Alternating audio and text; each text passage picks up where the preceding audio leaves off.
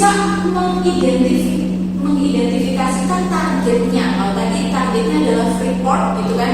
Nah, ibarat Mas Dev mau PDKT sama cewek, pasti kan tahu dulu dia suka apa ya, kriterianya gimana ya, gitu kan. Nah, ini juga sama. Kalau kita tahu Freeport itu suatu perusahaan multinasional, kira-kira apa yang perlu Mas Dev tunjukkan ke mereka agar Mas Dev itu dilihat? Apa nih? Lebih ke skill dulu ya kan. Skill misalnya. Skillnya yang apa tuh kalau spesifik? Mungkin saya kan mungkin harus kembali elektronik. Mungkin dilihatkan, oh ya apa sih yang kamu bisa kayak misalkan automation gitu. Sudah ada project yang pernah Mas Dev buat dan ditambahkan di LinkedIn atau dipresentasikan ke orang mungkin? Sudah? Waktu magang bisa. Waktu magang, oke. Oh, caraku merepresentasikan diriku tuh mau seperti apa sih? Terus selanjutnya ini mengetahui targetnya. Kalau tadi Mas Dev bilang tujuannya ke Freeport. Kalau Mas Dito sudah ada tujuan kira-kira mau kerja di mana? Tujuan sih, tapi kalau sekarang mana aja. Oh gitu. Sudah pernah punya pengalaman magang atau? Magang pernah mereka juga. Oh, oke. Oh ini lumayan keren-keren juga ya. Kalau tidak ada sesuatu yang ditampilkan nantinya di CV gitu ya. Oke. Kemudian setelah teman-teman tahu nih targetnya dengan jelas kira-kira mau ke arah mana, teman-teman perlu mendeskripsikannya dengan tepat. Jadi kalau misalnya orang kreatif gitu ya, pasti mereka lebih banyak untuk upload portofolio gitu-gitu. Kemudian kalau misalnya dosen gitu ya, pasti arahnya adalah ke riset gitu. Beda lagi kalau misalnya orang teknik, mungkin ada project-project yang bisa di show off kan gitu ya ke teman-teman sekitar kalian gitu. Kemudian jangan lupa untuk maintain. Jadi biasanya jejak digital itulah yang bisa dicek sama HR gitu ya. Kalau misalnya dulu pernah alay misalnya, kalau bisa dihapus dulu gitu kan.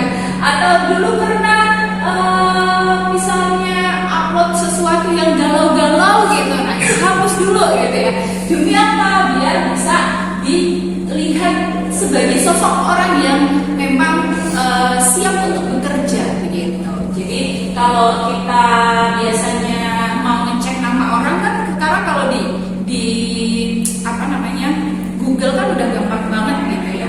Nah makanya kita perlu yang namanya maintain atau kelola jejak digital media. Kemudian gunakan media sosial yang tepat. Contohnya kalau kita mau bekerja biasanya yang digunakan adalah LinkedIn, ya kan? Kalau misalnya kayak saya di Amikom karena fokusnya adalah di pemrograman, berarti pakainya namanya ada aplikasi namanya GitHub gitu ya. Terus ada juga kalau di pengen memperlihatkan karya-karya visual misalnya di Instagram gitu ya. Jadi disesuaikan aja dengan apa yang kalian punya sosial medianya dan pilih sosial media yang tepat. Kalau mau kalau mau apa namanya mau kerja otomatis LinkedIn itu yang utama. Mas Dito udah punya LinkedIn? Yang apa namanya sudah diupdate ya? Gitu ya. Berarti nanti PR-nya setelah ini update LinkedIn-nya gitu ya. Oke. Kalian mau bekerja pastinya HR itu kepo juga gitu kan, melihat ini orang gimana sih, apakah sudah pernah bekerja di tempat lain, apakah dia sosok yang memiliki leadership misalnya atau segala macamnya, itu biasanya dikepoin lewat sosial media gitu. Sampai di sini untuk yang personal branding ada pertanyaan atau tidak? Kira-kira kalau mau membuat personal branding sudah ada bayangan? Kira-kira apa aja yang mau aku cantumkan di LinkedIn misalnya? Gitu. nama itu udah pasti ya kan. Kemudian namanya nama lengkap, kemudian saat ini itu sekolah di mana, kemudian ada pengalaman magang ditambahkan. Lalu kalau di LinkedIn itu juga sebenarnya ada beberapa assessment yang bisa kita lakukan gitu. Kalau di saya ada pemrograman web itu nanti bisa cek berapa skornya untuk pengetahuan HTML kayak gitu-gitu. Nah kalau di tempat teman-teman nanti bisa dicek sendiri ya. Oke, selanjutnya kalau belum ada pertanyaan saya lanjut ke CV dan cover letter. Ini salah satu hal yang paling penting ketika teman-teman mau melamar pekerjaan. Ibaratnya ketok pintunya, sopan santunnya itu dilihat dari CV-nya, ya. Terus yang perlu disiapkan adalah tentukan perusahaannya dulu, ya. Mana yang mau dituju, kemudian riset perusahaannya itu termasuk yang career optionnya apa tadi, misalnya BUMN, terus multinasional, terus NGO dan lain-lain. Nah itu perlu dicek dulu nih. Oh dia termasuk yang multinasional nih, berarti paling nggak CV aku kayaknya lebih cocok kalau pakai bahasa Inggris misalnya, ya kan? Terus misalnya lagi, oh aku mau daftar di perusahaan yang kreatif gitu, misalnya kayak startup gitu. Oh berarti untuk CV-nya ya diperlihatkan bahwa kita orang yang fleksibel misalnya gitu ya. Kemudian untuk yang selanjutnya yaitu pahami kompetensi. Nah biasanya ketika teman-teman mau apply, otomatis yang dicek pertama kali adalah nama lowongannya gitu ya. Jadi lowongannya tuh terkait apa sih? Rekrutmen.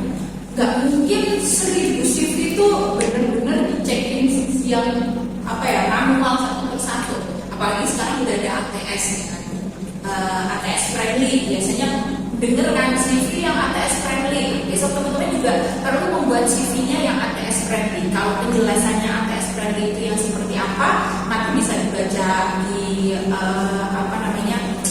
Google gitu ya. Intinya ATS friendly itu berarti CV kita tuh yang screening adalah aplikasi software gitu ya. Jadi kita membutuhkan apa aja tuh di situ bisa di screening. Oh ini sesuai, oh ini tidak. Terus untuk yang dilihat dari CV adalah universitas dan jurusan biasanya gitu. Tapi belum tentu juga ketika kita itu dari misalnya universitas swasta gitu ya. Terus kalau sama negeri itu belum tentu juga. Asalkan kita punya pengalaman organisasi, skill yang memadai gitu. Tapi di antara keempat hal ini memang saling terkait. Mulai dari universitas dan jurusan, IPK, lalu skill, pengalaman organisasi itu memang saling terkait. Jadi ketika kita merasa oh di bagian IPK aku agak kurang nih, tunjukkan di bagian lainnya, di pengalaman organisasi atau di bagian skillnya. Nah, ini penting banget kalau tadi nyambung dari ATS friendly ya. Jadi ketika teman-teman menyusun CV jangan terlalu ramai. Apalagi ATS friendly itu ada tata cara penyusunannya. Jadi teman-teman nanti bisa disesuaikan dengan template atau tata cara penyusunan untuk yang ATS friendly. Nah, kalau misalnya dilihat nih ya kanan sama kiri, sebenarnya sih yang clear aja gitu ya. Tapi kalau misalnya teman-teman bandingin dengan yang ini, nah kayak gini, rame banget ya. Jadi kayak apa nih yang mau aku baca duluan gitu kan. Walaupun sebenarnya ketika teman-teman itu mau daftar di dunia di industri kreatif gitu, tapi nggak perlu juga seheboh ini ya. Jadi kita tuh sebenarnya kalau ngecekin juga ya yang biasa aja, yang clear gitu. Oke, kemudian lanjut ke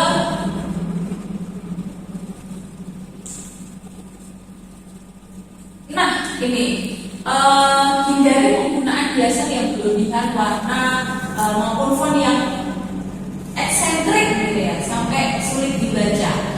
Apalagi misalnya ditambahin elemen-elemen kayak gitu kayaknya terlalu heboh gitu. Terus remove information yang sekiranya tidak dibutuhkan. Misalnya kalian punya pengalaman organisasi yang tidak relate dengan yang mau kalian lamar, dimasukin nggak sarannya? Buat apa? Toh juga nggak relate gitu ya. Tapi kalau misalnya relate itu nggak apa-apa. Misalnya masih ada kayak himpunan itu masih relate. Ya. Lalu tidak memperhatikan job requirement. Makanya ketika teman-teman cari lowongan, perhatikan requirement-nya itu apa. Walaupun posisinya sama, bisa jadi requirement-nya berbeda. Terus nomor kontaknya kadaluarsa, nggak bisa dihubungin ya. Mengirimkan ke email selain yang tercantum. Biasanya ada job informasi lowongan, terus biasanya kirimkan CV ke bla bla bla bla. Nah kalian kirim nih, buka websitenya, wah ini kok ada email lain, ya udah ditambahin. Nah itu nggak usah.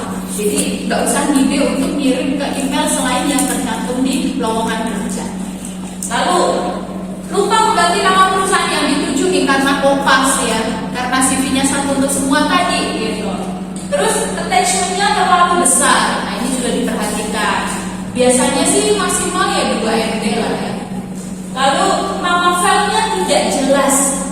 Nah kalau teman-teman sudah punya CV, sudah punya cover letter, tulis aja surat lamaran saudara siapa namanya, atau surat lamaran Dito, surat lamaran Dev kayak gitu.